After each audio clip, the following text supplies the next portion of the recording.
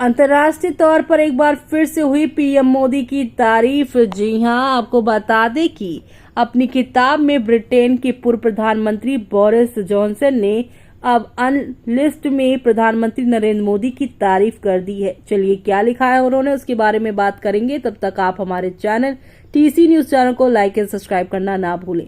PM Modi से पहली मुलाकात का जिक्र करते हुए उन्होंने लिखा है कि उनमें अलग तरह की अलौकिक ऊर्जा है। इस पर भारत के पूर्व राजदूत अशोक सजनहार ने प्रतिक्रिया व्यक्त की है। उन्होंने कहा है कि बोरिस जॉनसन ने अपनी किताब में पीएम मोदी को लेकर ढेर सारी बातों का जिक्र किया है। अशोक सजनहार ने यहाँ एक अपने मीडिया बातचीत के दौरान कहा है कि बोरिस जॉनसन ने अनलिस्ट में अपनी भारत यात्रा का जिक्र भी किया है। उन्होंने बताया है कि जब जॉनसन भारत आए थे तो पीएम मोदी से मिलने के बाद काफी उत्सुक थे, तब उनके विदेश मंत्रालय ने उन्हें मिलने से मना कर दिया था। ब्रिटिश अधिकारियों ने पीएम मोदी को लेकर बोरिस जॉनसन से कहा था कि वो हिंदू राष्ट्रवादी हैं, आपको उनसे नहीं मिलना चाहिए। तब वो पीएम मोदी से नहीं मिले, लेकिन बाद में जब वो आए और पीएम मोदी से मिले तो काफी प्रभावित हुए। तब उन्हें लगा कि उनके पास कोई अलौकिक शक्ति है। उन्होंने कहा है कि उनके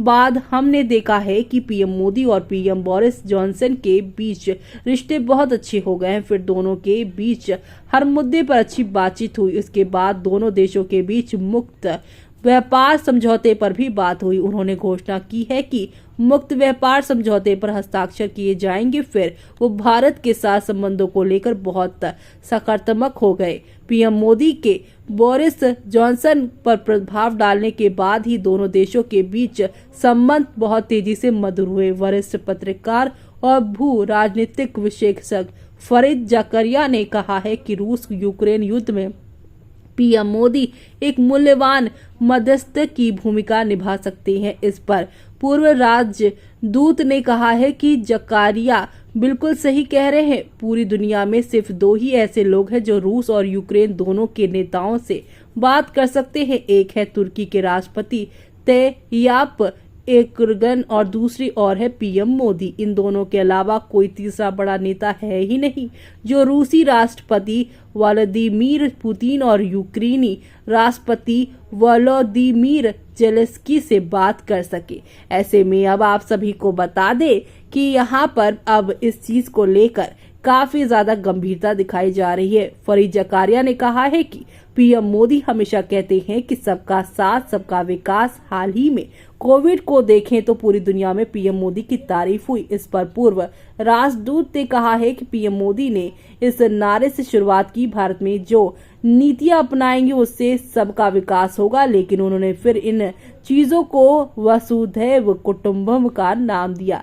याद होगा कि साल 2014 में जब वो पहली बार संयुक्त राष्ट्र की महासभा में गए थे, तब उन्होंने अपने भाषण में कहा था कि भारत का मूल तत्व है कि हम पूरी दुनिया को एक परिवार मानते हैं। उन्होंने कहा कि जब कोविड का समय आया तो विकसित देशों ने अपनी बनाई वैक्सीन विकासशील देशों को नहीं दी।